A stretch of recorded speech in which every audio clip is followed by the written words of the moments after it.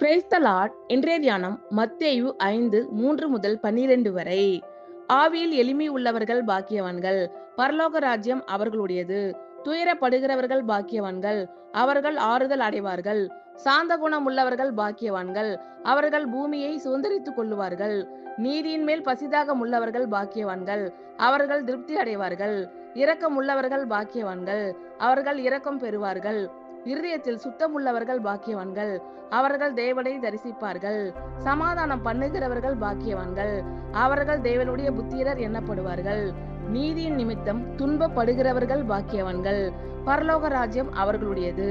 என் நிமித்தம் உங்களை நிந்தித்து துன்பப்படுத்தி பலவித தீமையான மொழிகளையும் உங்கள் பேரில் பொய்யாய் சொல்வார்கள், ஆனால் பாக்கியவான்களாய் இருப்பீர்கள். சந்தோஷப்பட்டு களி கூறுங்கள், பரலோகத்தில் உங்கள் பலன் மிகுதியாய் இருக்கும். உங்களுக்கு முன் இருந்த தீர்க்கதரிசிகளையும் அப்படியே துன்பப்படுத்தினார்களே. ஆவியில் எளிமை உள்ளவர்கள் பாக்கியவான்கள், பரலோக ராஜ்யம் அவர்களுடையது.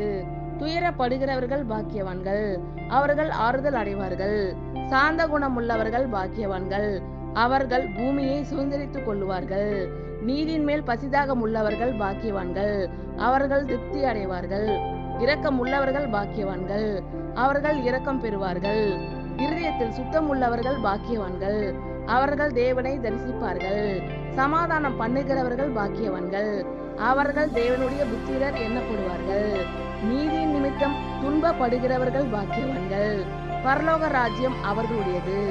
என் நிமித்தம் உங்களை நிந்தித்து துன்பப்படுத்தி பலவித தீமையான மொழிகளையும் உங்கள் பேரில் பொய்யாய் சொல்வார்கள், ஆனால் பாக்கியவான்களாய் இருப்பீர்கள். சந்தோஷப்பட்டு களி கூறுங்கள், பரலோகத்தில் உங்கள் பலன் மிகுதியாய் இருக்கும். உங்களுக்கு முன் இருந்த தீர்க்கதரிசிகளையும் அப்படியே துன்பப்படுத்தினார்களே. ஆமேன்.